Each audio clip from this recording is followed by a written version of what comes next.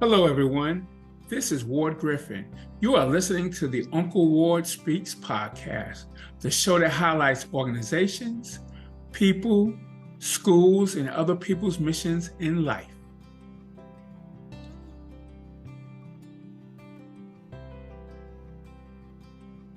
I'd like to introduce everyone to my guest for today, Kenneth St. Ange and Shelby Smith, who are Master Naturalists who belong to an organization called the North Texas Master Naturalists, which is actually a chapter of the Texas Master Naturalists. They both have a vast amount of knowledge when it comes to the organization and how you can be a part of it yourself. Hello, Shelby and Kenneth. How are you doing today? Very good. I'm fine, thank you. And I'm curious because until I met you a few weeks ago, I had no idea that there was even a Master Naturalist around. I didn't know what that meant. So can you explain to the audience, and to me even more so, what exactly is a Master Naturalist and what do each of you do for the organization? Kenneth, do you want to explain or do you want me to do that? I think maybe you should start since you're in more of an administrative role. So, okay. North Texas Master Naturalists is a group of all volunteers, and we're trained to serve as ambassadors for the environment, basically. We provide education and services that better manage both our natural resources and our natural areas in North Texas. And we're sponsored by the Texas Parks and Wildlife Department and the A&M Texas AgriLife Extension Service. So they also sit on our board of directors. There is a liaison that sits on our board of directors for both of those organizations. Wonderful. Now you said, I'm curious, you mentioned the organization provides education. Can you give a couple examples of what kind of education they give, like a couple examples of that? Well, we do an outreach, which is where we just set up a table and we present items in nature to passerbys, people who want to know what's that skull or what's that piece of fur or who made the hole in this piece of wood, and at which point we take the advantage or take the opportunity to teach a little bit about nature. I myself am youth programs director of the organization, and as such, I'm establishing. I've just started, so I have established one junior Master Naturalist class at Hawthorne Elementary, and I'm looking to expand on that and have other classes. We also have a junior Master Naturalist program down at John Bunker Sands Wetlands. And there's also another one for 4th and 5th grade, which is my group at Hawthorne. There's one at Capel Biodiversity Educational Center as well. So there's 3 of us going, and then there's also several other youth programs. There's one at 12 Hills out of Rosemont, at 12 Hills Nature Center, where the children learn to be nature leaders, where they learn the preserve and then they actually give tours of the preserve to other people. I don't know whether, Kenneth, whether you have anything to add to that? Yeah, if I to actually just kind of back up a little bit, and also for those that aren't at all introduced to the Master Naturalist program. So it's a statewide initiative that is supported by both Texas Parks and Wildlife and the AgriLife Extension. So it usually goes by county. So each county is going to have their own chapter, or a group of counties will be together. So for instance, Shelby is part of the North Texas chapter. I originally started and presently still in, but now probably transitioning to North Texas, the Denton chapter, which is the Elm Fork chapter. And they are part of Wise, Cook, and Denton County. So, but in addition to what Shelby was saying in terms of like the outreach education and some of the education within the school districts and stuff like that, each chapter is going to have kind of their own initiatives, and their own membership kind of dictates what resources they're able to contribute to their local communities. And in addition to education and outreach, that's also youth education, is what Shelby does, but then there's adult education as well. We also go out to different organizations. If you are a HOA, if you are you can be a corporate entity or a business entity, and if you want information on your local ecosystem or how to control invasive species or anything really nature related, you can contact your local chapter and we'll find somebody that is a member that has that know-how to come out and speak to your organization. So really it's limitless. We do things with landowners. If you want to find out like how to do more native species instead of invasives, or if you have an issue with some wildlife that's not behaving in the way that you would want it, we can come in there and give you information and kind of consult with you on what would be the more kind of nature-based, eco-based, sustainability-based way to deal with any of your nature problems, or things that you want to do, like building a pollinator garden or something to attract native wildlife. You caught my ear on something, Ken, if I had to, as soon as you said it, because I have a love for it. You mentioned HOA, so the home, basically, because the homeowners and everything, one of the things that I always think about also, which is more and more of, is homeschool, the aspect. How do you, like, if we want to get the homeschool association to actually know about you even more? Because a lot of times, let's be honest, a lot of times some of the parents who are homeschooling their children, they want to find more things to teach their children.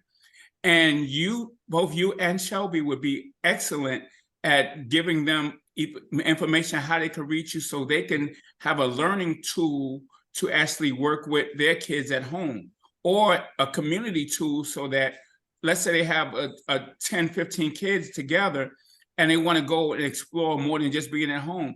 How can your organization interact with the parents or maybe the homeschool association to make this possible?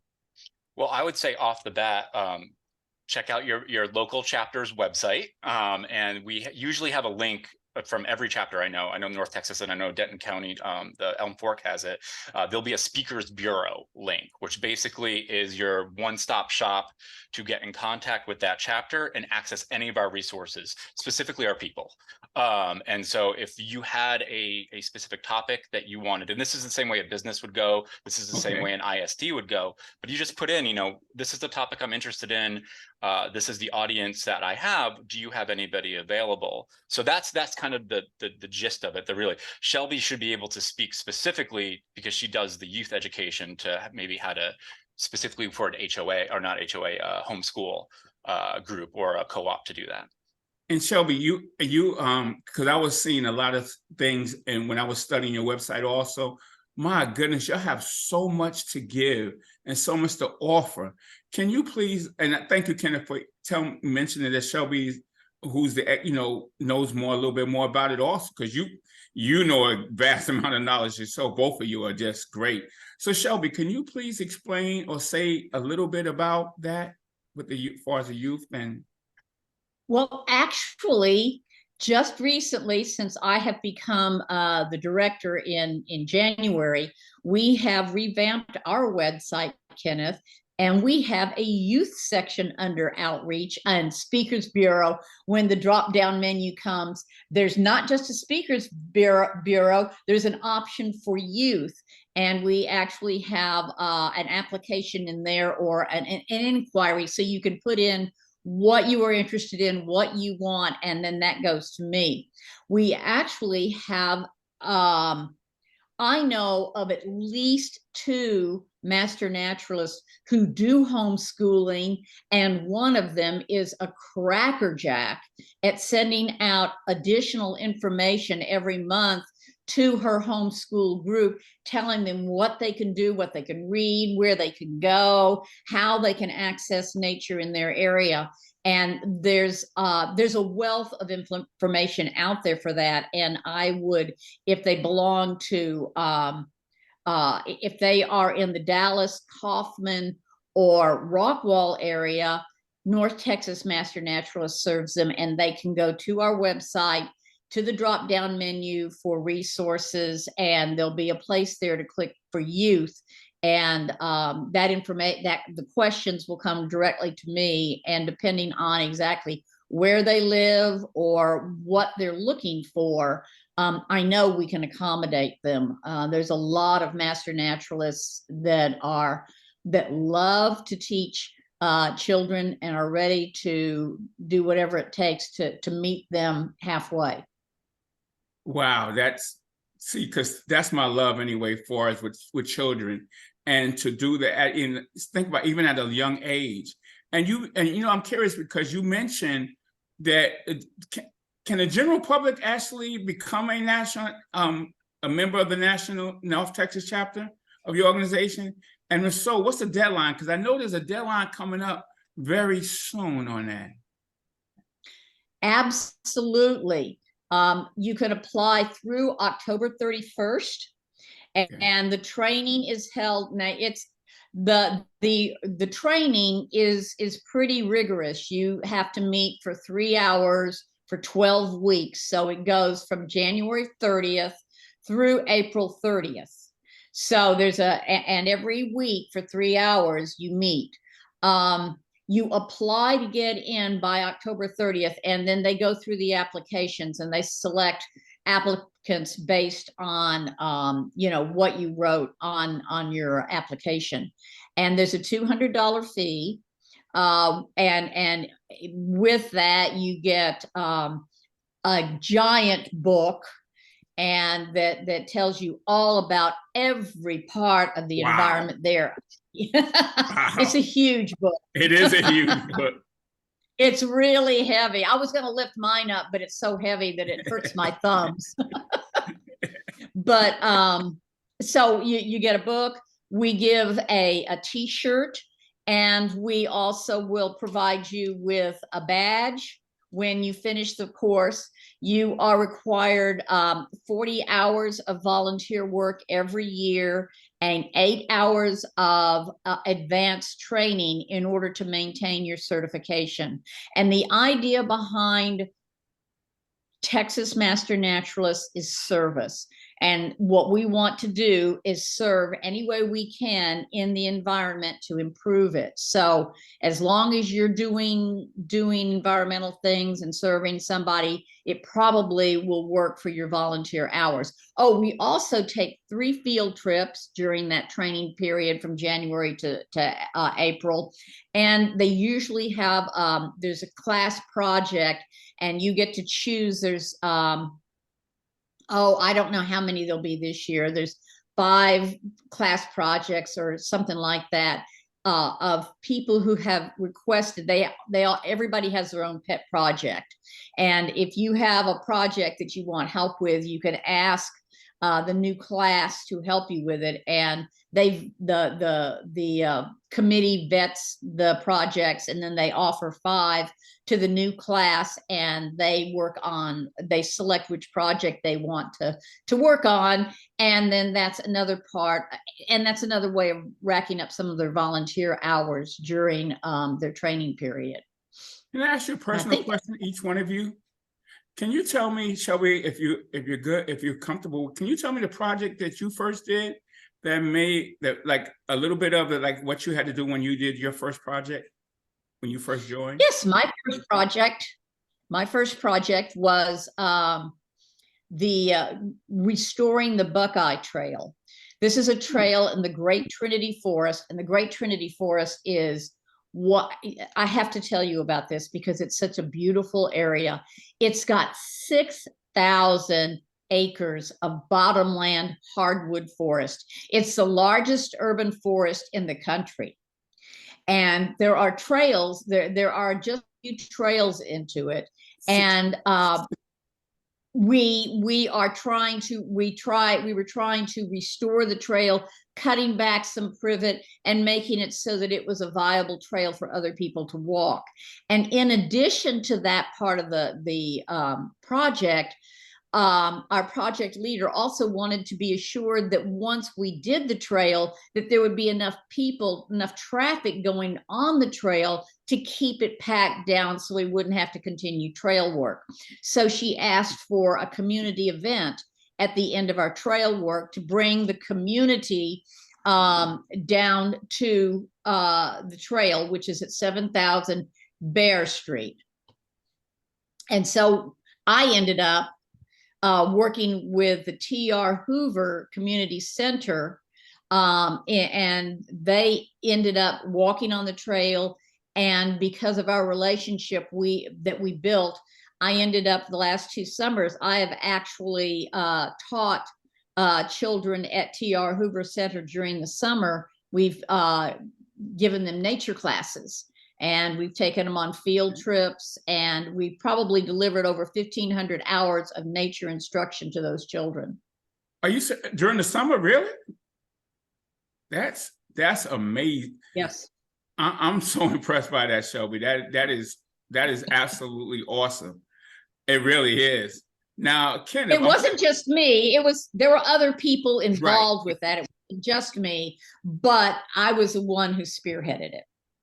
But you know, they had a great leader in you that spearheaded. So I wanted to say, because I could tell just by your enthusiasm that you really, really actually liked it. You wasn't just going through like, oh, I have to do it. You really were excited about doing this. Am I correct on that? Oh yeah, absolutely. I chose that project because I wanted to be in that neighborhood, and I wanted to be in the Great Trinity Forest. I wanted to work in the Great Trinity Forest. I just think that's just an amazing place, and nobody even knows it exists. Wow. And now they are going to know now. So thank you. I hope so. I hope so too. I'm absolutely. Kenneth, how about you? What was your first project? So for there's kind of two. So when you're joining, you have your kind of your class project that is kind of where the whole group of newbies comes in, and we get to focus and kind of build our camaraderie together. That's only a portion of the hours, and it's not mandatory. You do what you can, and then but then you can also do other projects. So my personal project, I used to work for Ray Roberts Lake State Park. So when I joined in 2018 for the chapter located in Denton, the Elm Fork, that Ray Roberts is within that kind of location, because the chapters, your projects are based by where your chapter is located. So I would do most of my personal volunteer hours volunteering at Ray Roberts Lake State Park, and either manning their nature centers or actually hosting hikes or educational programs that is family oriented, but any age group could come. Gotcha. Now our class chapter, we had to vote over. There's a couple really good projects that we could adopt and start, but as a class, we voted on helping out Clear Creek, which is a municipality park in Denton.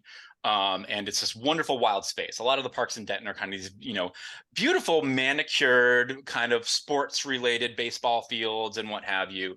But Clear Creek is part of the green belt of the Elm Fork of the Trinity. And it was kind of this at one point, like this abandoned kind of area. Well, they went and they cleaned it up. They took the garbage out. They kind of made trail systems. It's this wonderful wetland and prairie and woodland kind of mix of ecosystems. And so this also hosts, it's free. You don't have to pay. You don't have to be part of Denton. If you want to come up and do the trails, you just show up, park your car, and come in. But they also offer field trips for the local ISD and other types of educational programming on the weekends and stuff like that. Part of that prairie restoration that they did up there was planting the native plants that should be there and taking out some of the ones like privet and stuff like that shouldn't be there. So they had an old greenhouse that through years of weathering and what have you, had become defunct.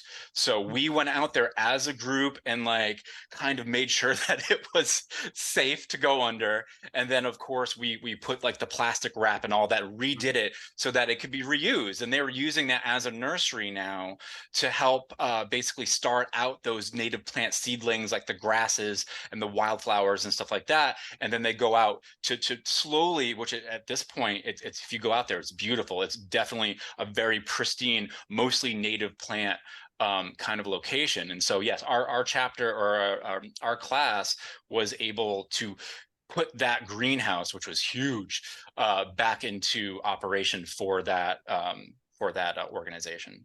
I'm curious. Do you have? Hopefully, I might see a picture of that, because that sounds awesome. What you I just could dig said. one up. Yeah. Okay, that'd be Yep. great, Ken. I mean, honestly, because just to hear about it, now I want to see exactly what you just said that's transpired. I'm curious from either one of you, what are any future projects or plans that you can see up in the future that's coming that will really that we need to look out for, that's in the works that you see that's coming up? Anything major that either one of you may see that's that might become well, we do a lot of outreach and a lot of different projects. North Texas has I didn't get on the website and count them all, but we've got about probably close to 50 different projects all over the Metroplex. And we do things like well, what Kenneth was telling you, some of the things that we do, but we also, let me see, I had a list of all the different things that we do. We do quality checks on water. We are part of what's called the Texas Stream Team. So we actually are trained to keep and maintain waterways to a safe level of so there's not so much pollution in them. We do outreach at EarthX. We're at the state fair right now on the weekends. We do an outreach at Irish Fest and others. We have a big chapter project coming up, and I'm not sure when that is. It's this month, I believe. And a big chapter project is when they invite the entire chapter to come out, and all the chapter just kind of puts their forces into one big project that usually lasts about a half a day. And we just invite everybody to do that. We clear land of invasive species and a lot of other things. As far as there's so many ongoing that the big chapter project would probably be the one, and I'm going to look it up and see if I can figure out when it is. Okay. I would also, while you're talking, I would also add to that, if you're not currently a master naturalist, like for these projects, most of them that are like the one I was telling you, my class project, you would have to be either an initiate going through the training or already in.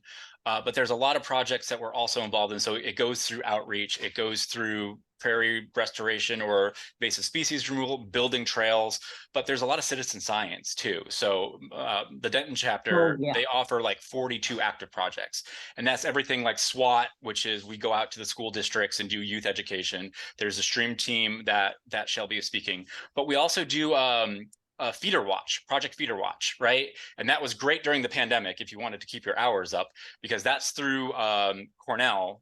They're basically their bird school, and you basically briefly explain what Feeder Watch is, just very briefly. Yeah. So you're watching a feeder. So you can put a bird feeder out in front of your window or in your yard or whatever you can access it. You can go to a local park. And basically what you're wanting to do is just kind of, it's bird watching 101. You're just looking to see who's coming to that feeder, right? And marking, and that's a great way. It's your introductory to science, right? Like, so you're introductory to birding, introduction to science. You're doing research because you're marking down what birds are coming, how many times they're coming, what time of day. You don't have to do this every single day. You can do it once a month. You can do it for an hour once a month.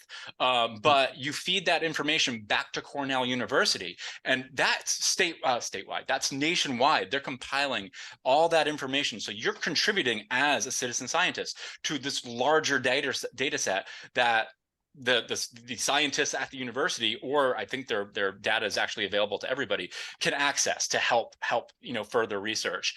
And so that we get hours for that. But in terms of the general public, if you wanted to participate or see what we as Master Naturalists doing, I would look to your local green spaces, and that can be your municipal park. That can be to something like I think, like, I mean, this is outside of our chapter, but like Fort Worth Nature Center, they have, and I think I'm trying to think. Cedar Hill State Park. That's another thing. They will have the Master Naturalists come and volunteer and run hikes. The Buckeye Trail that Shelby was talking about, there are hikes along that the Master Naturalists will go and they'll facilitate. So you can join the public when these things are posted, and you can go with kind of your local specialist on whether it be trees, mammals, birds, and they'll bring you on a hike that has a theme and educate the public. And so some of those are paid, some of those are free. You just have to look around for them.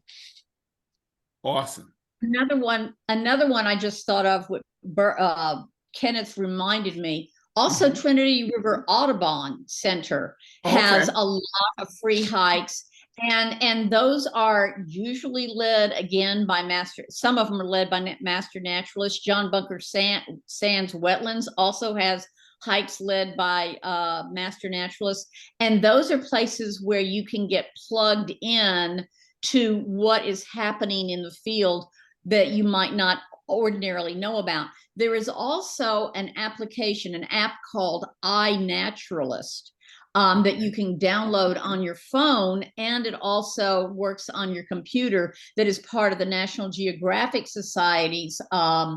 It's one of their apps, and again, it's more citizen science, where you can go out. They have what's called bio blitzes, and this is something that anybody can do. You can always go out and take pictures of whatever flora or fauna. It can be a bird, it can be a flower, it can be a bug, it can be anything that you're interested in the natural world. Take a picture of it, and then scientists from all over the world will look at it and decide what kind of animal it is, or species, or plant.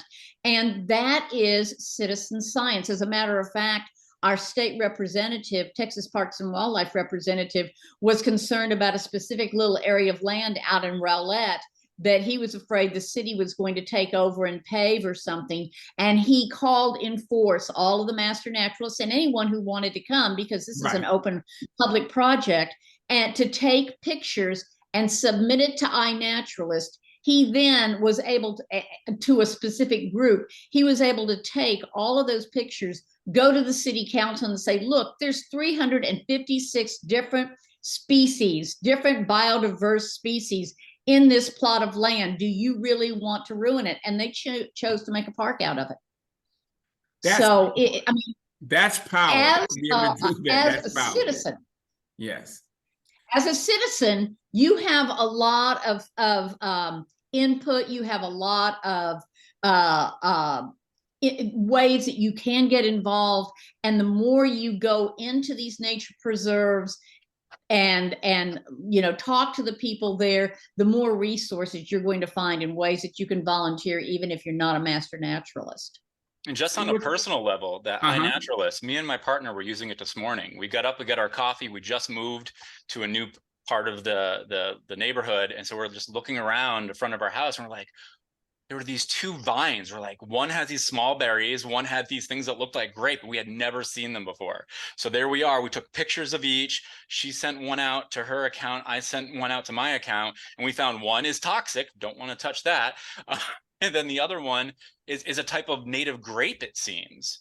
So it was really cool to see, like, we had no clue what these plants were at our new house, and we're like, what is this? And so it's a really great tool. You can use it, like Shelby said, like on an actual scientific level, and use it to help influence changes in your community. But it's also great for a personal level. If you're just walking down, the sidewalk, you're like, what is that? You can just take pictures, and it almost immediately will tell you what it is, because it's got this really interesting kind of AI system that can identify just with the picture. But then, as she was saying, it goes out kind of like social media to the public, and anyone that has an account, they can look at what you thought it was and either say, yes, I think I agree with you, or maybe you want to take a look at this different species. And from there, you can access Wikipedia and all these other informational resources that gives you information on that species, what it is, its life cycle, where it's found globally. So you can see if it's an invasive species, like where it is, not only in your neighborhood, but across the state, across the nation, and across the globe. Kenneth, can you please tell me the app again? Yes, iNaturalist. And I'll send you, I have these cool little cheat sheets that tells you how to upload it on Android and on the Apple. I'll send them to you if you want to post those later. Absolutely. And I'm gonna tell you another thing that just made me think. This can actually help families who have little children, that if you think about it, kids like to get into all kinds of playing with different plants. Now, what you just told me, parents can actually go in and see what plants are around them, different things that are around them that might be harmful to their children, on what's safe. Because, I mean, that information is so vital. It just made me think while you were talking about that, how this would be such a great benefit to society, to families, to everything. That's awesome. On an educational level too, kind of what you just said reminded me, you know, with I guess the younger generations, right? You have the whole like what is it, the digital native, right? So there's all this struggle of talking, how do we get kids off their phones? How do we get kids off their phones? Well, you can meet them halfway, right? Here's a way that you can teach them to use an app and to involve, if you let them communicate within broader social media or whatever like that. With an iNaturalist, they can use that affinity to use their technology out in nature. So it combines both that natural educational experience of being in green spaces, learning what's around you, with the technology that, you know, it's just part of their lives. You know, Kenneth, I'm going to one-up you. Okay. I'm going to go for it, Shelby. Go for it. Because there is also another app called Seek, SEEK, and that is for kids. And it actually puts out challenges to go and find see how many butterflies or how many different insects you can find, or how many different plants of a certain kind you can find. And so it's a scavenger hunt for children in nature. And so there's even and that is a children's app that is related. It's also put out by National Geographic, and it's related to iNat. Works the same way, but it's for children with a little bit of a game involved so that they can have fun with it. Shelby, you know what you just did? You actually gave an idea to a homeschool teacher about what they can do also. That's sheer genius. But I mean, honestly, I really like that idea. Now, you said Seek. Is it seek.com, or what exactly is the... If you go into the App Store... And just say Seek, okay. Yes, SEEK, and it will bring it up. Wonderful. That is awesome. You know what? I was listening to you, and I noticed that and as far as becoming a naturalist, you said something that was unique. You actually have to basically interview so you can be accepted to actually take the class and be it. And I agree with that full-heartedly because of this. Because I was just thinking, there's a lot of people that might emotionally say, yeah, I want to be a naturalist, but they don't realize the work that goes into it. And then you don't want a quick turnover where, that's too much. That's why I think, and correct me if I'm wrong, that's why I think you do this interview process so you can see, are they really the right fit for what we want? Because we know how much work and how much legwork, and we want to know if they want to do things on the side on their own, just like Kenneth mentioned earlier. Kenneth, you mentioned earlier, you did something that wasn't even had to be required, but you really wanted to do it because that's part of who you are. And that's what I want. I really like that. Is that, Shelby or Kenneth, is that the reason why you do this kind of interview type process as far as people being acceptable to get into being a naturalist to begin with? Each chapter has their own process. Let me preface it so that Okay. each chapter does it a little bit differently. I don't know exactly what Kenneth did with his Elm Fork chapter, but with our chapter, and it's not and they don't interview us. They have an application that Okay. you put in and fill out, but and I think they're actually revising it this year. Mine was almost like a college application. It was so long, and we're trying to get it down a little bit so it's not quite so intimidating. Okay.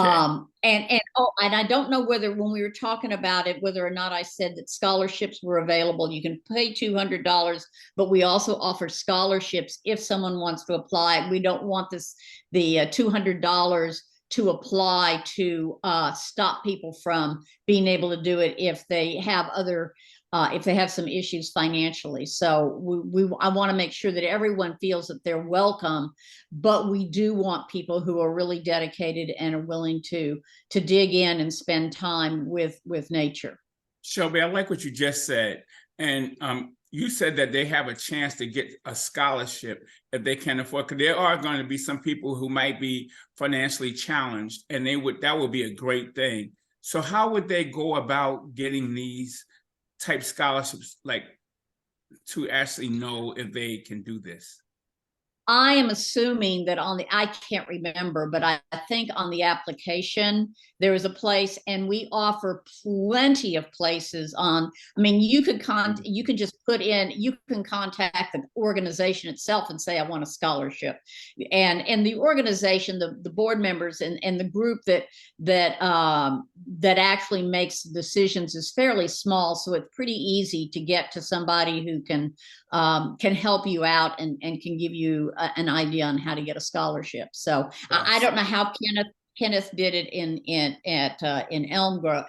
Elm Fork, but that's our application process. Yeah, Awesome. Yeah, but you can add to that, Kenneth? Yeah, it's been a while since I did mine in 2018, so a lot of stuff happened since then. Yeah, I don't remember it being too excruciating of a process, right? I believe there was kind of a survey you had to fill out, kind of understanding like what your interests were and maybe a little bit of background. And I think I maybe had to write like a little bit of an essay that tells you like what about you and why you want to join, what interest goals you have. Other than that, it was pretty much also on a first come first basis, right? Like the Denton chapter, I think, is a little bit smaller than the Dallas chapter, so they only do one class a year, which they usually curb, I think, between 25 and 28, and they've been raising it every year. So really, what it becomes down to is you have a ton of people that want to join and not enough space, because we want to make sure that these classes aren't kind of a mill. It's not an assembly line. We want to make sure that the people that do want to put the effort to join us and to give us these volunteer hours and to get engaged with their community are also getting the training at a really quality high level. So we limit the class sizes. And so that kind of does its own unfortunate like filtrations, because we can only let, and some people might be, I can't make it, the pricing is different. I believe we have a scholarship at the Elm Fork chapter as well. But other than that, it was, you put in your thing, you get accepted, and then you have to pay. And then it really is kind of, as long as you can make it to that training process. And that kind of, there's a background check because it is supported through Texas Parks and Wildlife. Right. So it's through their volunteer system. We have to go by their rules. And if you do anything with Texas Parks and Wildlife because it's a public facing kind of activity and it's government oriented, they make sure that you are okay to be, engaging with children in the public. Yeah. Yes. But other than that, like once you join the chapter, if you can make it through, once you get through the actual onboarding and you're accepted into the class, like having to dedicate that time through that training process, which me, it was 13 weeks. And we only met once a week, and it was 8 in.the.morning till 3 p.m. So that was another thing. You need to have the right schedule for it. Each chapter is different, but depending on how that works, it kind of, if somebody's not really interested or isn't really gun-ho about volunteering and putting that amount of time, they usually will drop the class. Yes. I could imagine. And 8, so you did from 8 to 3, you said, right? Yes. Yeah. So I was lucky.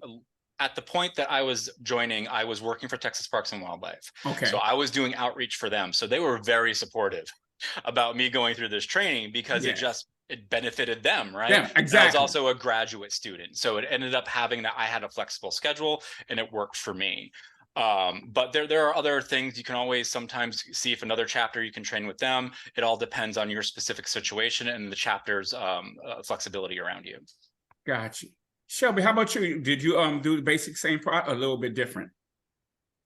Oh, well, our classes are at night. Okay. So and they're only 3 hours long. They're from, I think they're 6 to 9, I believe. Okay. It's been a couple of years, but it's like 6 to 9, and then we have field trips. The field trips are organized on weekends. The North Texas chapter has worked real hard not to do a lot of things during the work week.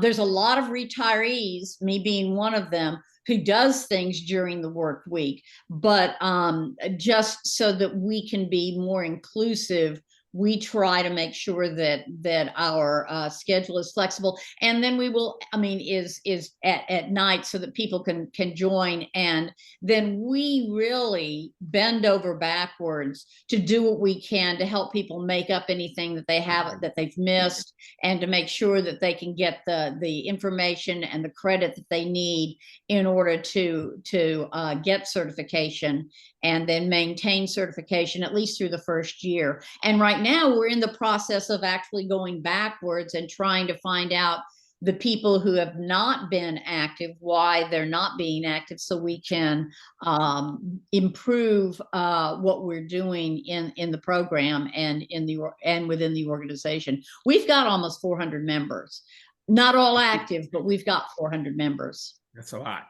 That's good. Mm-hmm. You know, you said something, and I heard about retirees. Now, what's the youngest that you have said that actually try to be a naturalist? Because maybe a young person listening, seeing our podcast, might think that they are too young to become a naturalist. So what is probably the youngest that you can actually become a naturalist? Or is there age? I think 18, boundary, right, is for the Master Naturalist program, right? Okay. I think in the Denton chapter, we just had a fledgling grad student join, and at least in my tenure, I think they're the youngest. So I would assume like in the early 20s. That being said, we do have a junior Master Naturalist program that I think Shelby, so Shelby can probably, she works with that, so I think she can explain that a little bit better. Yeah, please explain that, Shelby. Thank you, Kenneth. Please explain it, Shelby. Well, the Junior Master Naturalist program is not a citywide program. It's I have tried. In order for it to be a citywide program, it would be too much transportation for everybody to try and meet in one place. Mom just can't take those kids that many places. What we're trying to do is piggyback on schools and elementaries, which is what I've done at Hawthorne Middle School Elementary with their program. I would love to have more junior Master Naturalist programs. It's just a question of transportation for the children. Usually the easiest way to do it is with an organization that already has a building and has a way of transporting children for field trips and that sort of thing, because we do run into, if you don't have your own transportation or you can't drive, Master Naturalists are all over the place, and we go here, we go there, and without a way to get to different places, it would be pretty difficult for a child to do all the things that we do. But the Hawthorne Junior Master Naturalist program that I'm working with right now, those kids, we meet as a club right after school, so that it's a little bit easier for the students to attend those things. It's not outside the school, and we use the school setting there, the classroom, to deliver our instruction. And then right now we're planning, we meet on a Wednesday once a month, and then we plan a field trip the following Saturday, so that once you've studied something, then you go out and you study it in the field. Each junior master naturalist program works a little bit differently depending on what works for the person who is directing it. Like I said, we have one down at John Bunker Sands. It's for teenagers. But they don't even, I think they're going to be starting in January. They got a late start this year because they're ending up changing personnel. And then there's one at Capel right now. And if I would love to find someone, a school or a rec center or something who had the transportation and the classroom space and the interest to support Master Naturalists in doing another junior Master Naturalist program, let me know, and I'll work with you to see if I can figure out a way to get it done. Yeah, well, you made me think about something, and I'm just curious. Now, you mentioned transportation. Well, how about the homeschool child whose mom or dad who is staying home and has quite a bit of time to travel because they'll have a certain kind of curriculum, and after the curriculum, they sometimes, like in sports, they take them to different sporting events or different things that they have to do in their car. Now, could you imagine if you could instill, instead of sports, because some kids are just not into sports, but they may be into that you can transition that, and parents could drive their children to different spots and not be free transportation because it's their transportation that they're driving. Yes. Plus, they already have that time allotted for after they finish the curriculum. That could almost be like an elective type of thing. I mean, that's just a suggestion. I would love to do that. You give me a homeschool that wants to do it, and I'll be down for it. I'm serious. We have a friend who does a homeschool, and she sends out a newsletter every month. And she takes her kids out once a week to do a field trip out, and their whole group goes out somewhere in nature and does a field trip outside. And I would love to see more people doing that. That's not a junior Master Naturalist certified program, and you don't have to be a junior Master Naturalist or a Master Naturalist at all in order just to go hike a trail and see what you've got, and take your Seek app or take your iNaturalist app, and you've got an instant field trip right there. You don't have to be a certified person in order to enjoy nature. Right.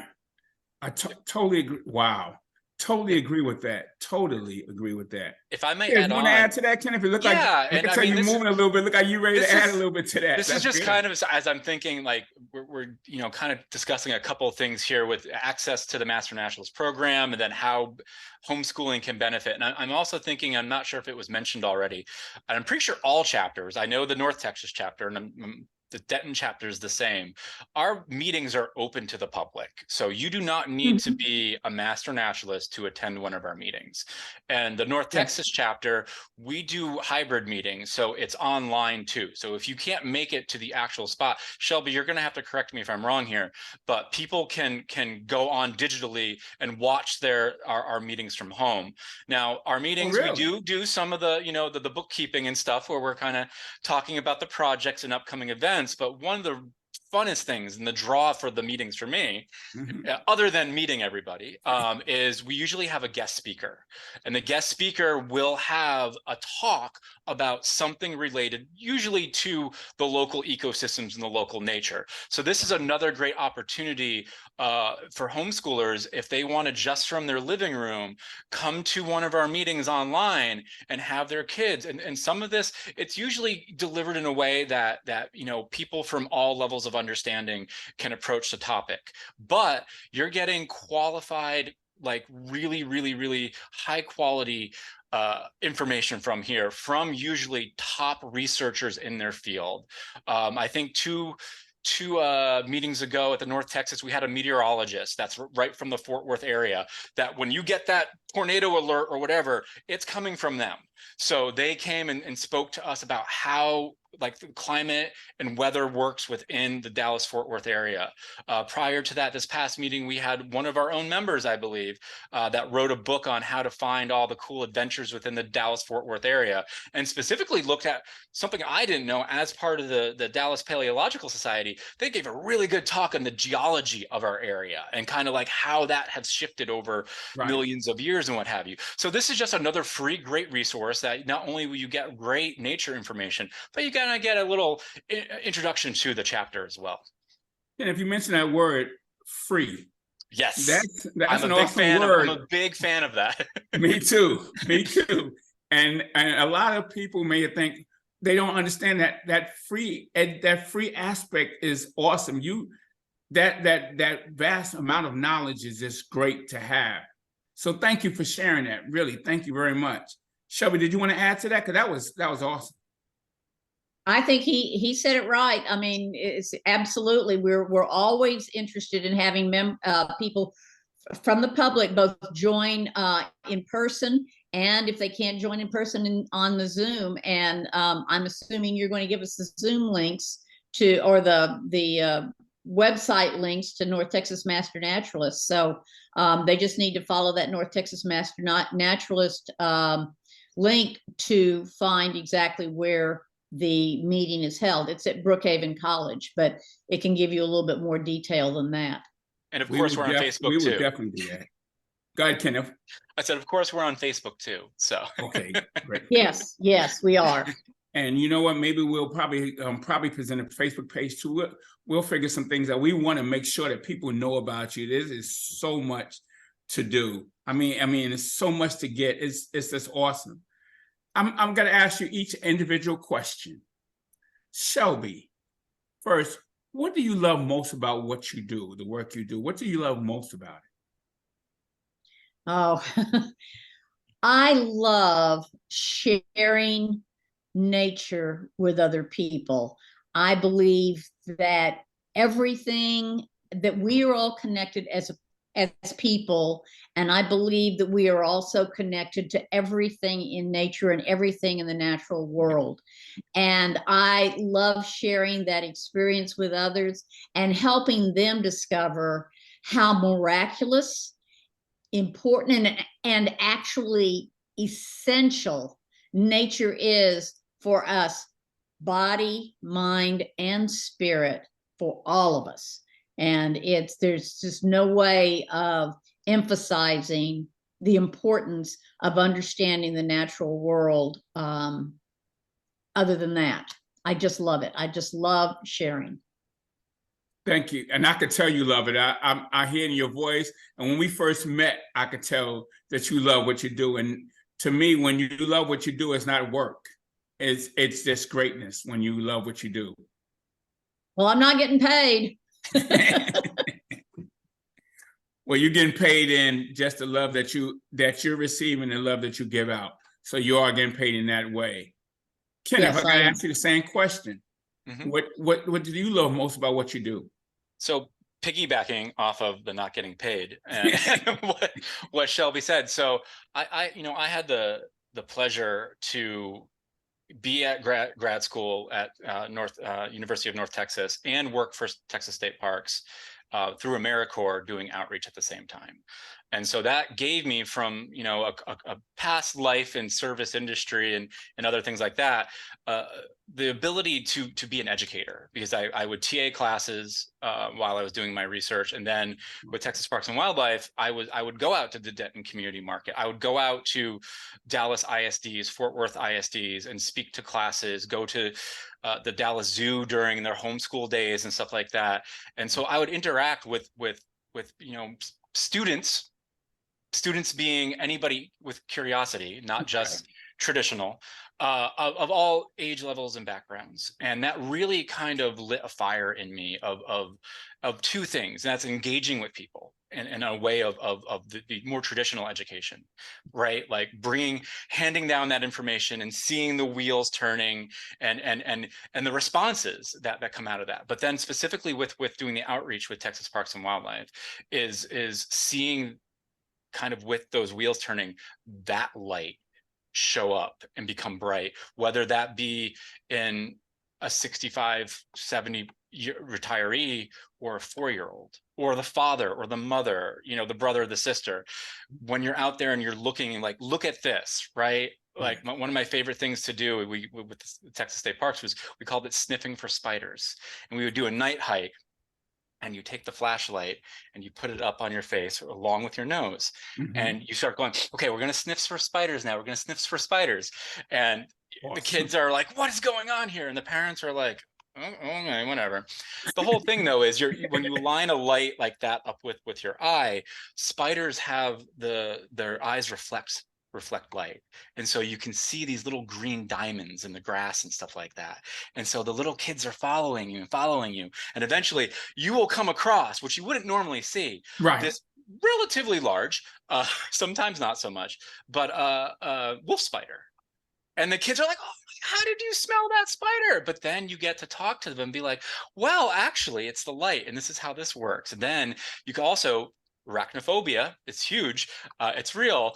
This is also a way to talk to kids about the spider and get them interested. And seeing those lights, seeing those eyes, and seeing that fear a lot of times turn into appreciation, that is what inspired me. And unfortunately, I'm in an office job now, so I have no windows or anything like that. So being able to involve myself as a Texas Master Naturalist allows me to exercise what I guess I consider a hobby now, but education and engaging others and getting them to hopefully take the fire from me and ignite it in them. I think the greatest gift is to actually pay it forward.